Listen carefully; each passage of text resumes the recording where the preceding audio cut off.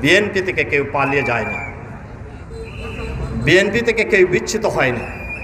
নিজের সন্তানকে হারিয়েছে, নিজের স্ত্রীকে হারিয়েছে, নিজের ভাইকে হারিয়েছে, কেউ তার বাবাকে হারিয়েছে, কেউ তার স্বামীকে হারিয়েছে, তারপরেও বিএনপি ঐক্যবদ্ধ। বিএনপি দেশ ছাড়ে পালিয়ে যায়নি, বিএনপি থেকে একটা সদস্য, একটা কর্মীও পালিয়ে যায়নি। বিএনপি বাংলাদেশ জাতীয়তাবাদী দল দেশে বিদেশে, বিএনপির ভারপ্রাপ্ত চেয়ারম্যান জনাব তারেক রহমান, আপসীর নেত্রী দেশনেত্রী বেগম খালেদা জিয়া, যাকে মিথ্যা মামলা দিয়ে বন্দী করে রেখেছিল 8 বছর, তারই নেতৃত্বে বিএনপি ইস্পাত কঠিন ঐক্য নিয়ে আজ পর্যন্ত ঐক্যবদ্ধ।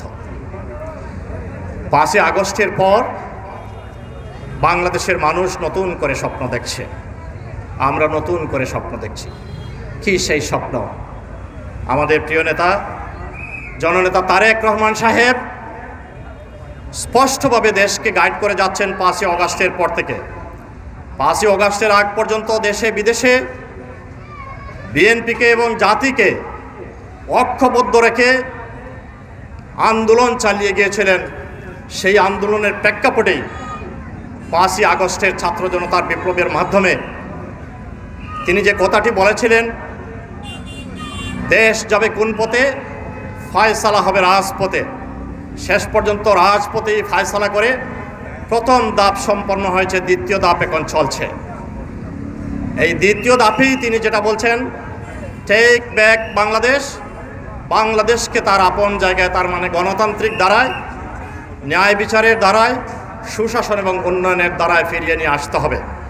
তাই এই ফয়সালার যে দ্বিতীয় ধাপ এখন চলছে 5 আগস্টের পরে, সেটা হচ্ছে বাংলাদেশকে গত 15 বছর এই যে নির্যাতন নিপীড়নের মাধ্যমে দেশকে, দেশের প্রত্যেকটি অর্গানকে তারা যেভাবে ক্ষতবিক্ষত করে ছিন্ন বিচ্ছিন্ন করে রেখেছে, একটি বিধ্বস্ত রাষ্ট্রে পরিণত করে রেখেছে।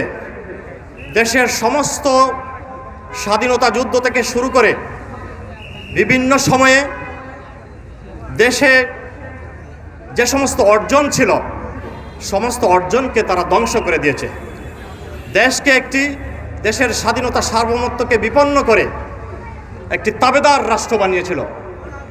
এই অবস্থা থেকে 5 আগস্টের মাধ্যমে, 5 আগস্টের এই ছাত্র জনতার বিপ্লবের মধ্য দিয়ে আমরা 5 আগস্টের বিপ্লবে, ছাত্র জনতার বিপ্লবের মধ্য দিয়ে আমরা যে বিপ্লব সংগঠিত হচ্ছে, সেই বিপ্লবের পরবর্তী সময়ে আজকে আমরা নতুন করে স্বপ্ন দেখছি, দেশটাকে আবারও নতুন গণতান্ত্রিক ন্যায় বিচার সুশাসন লক্ষ্যে একটি উন্নয়নশীল বাংলা, সমৃদ্ধ বাংলাদেশ করার নতুন স্বপ্ন দেখছেন আমাদের জননেতা জনাব তারেক রহমান সাহেব।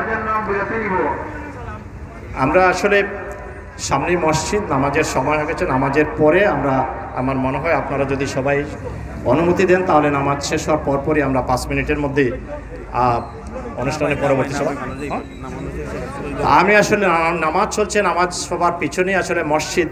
আমি আমার বক্তব্য আর দীর্ঘায়িত করতে যাচ্ছি না। আমি সংক্ষেপে শুধু এইটি বলবো, আপনারা ঐক্যবদ্ধ থাকবেন। আমাদের প্রিয় নেতা জনাব তারেক রহমান সাহেব যে নতুন বাংলাদেশের স্বপ্ন দেখছেন, বাংলাদেশটাকে যে নতুন করে গড়ার স্বপ্ন দেখছেন, সেই নতুন রাষ্ট্র বিনির্মাণের জন্য তিনি 31 দফা রাষ্ট্র সংস্কারের যে কর্মসূচি যেটা দিয়েছেন, আপনারা ইতিমধ্যে জানতে পেরেছেন। আপনাদেরকে সবাইকে ঐক্যবদ্ধভাবে, দেশ এখনও, আমরা বিএনপি এখনও আমরা ক্ষমতায় যাইনি, এখনও আমরা বিরোধী অবস্থানে রয়েছি। আমাদেরকে দেশ জনাব তারেক রহমানের নেতৃত্বে ঐক্যবদ্ধভাবে আন্দোলন করতে হবে যতক্ষণ না পর্যন্ত দেশে গণতন্ত্র, ন্যায় বিচার সুশাসন এবং মানবিক মর্যাদা মূল্যবোধ ফিরে না আসছে। আপনাদের সবাইকে ঐক্যবদ্ধ থাকার আহ্বান জানিয়ে আমি আমার বক্তব্য এখানেই শেষ করছি। খোদা হাফেজ। বাংলাদেশ জাতীয়তাবাদী দল জিন্দাবাদ, শ্রমিক দল জিন্দাবাদ। এবং এখান থেকে আজকের এই সভার সমাপ্তি ঘোষণা করা হলো। ধন্যবাদ সবাইকে। আসসালামু আলাইকুম।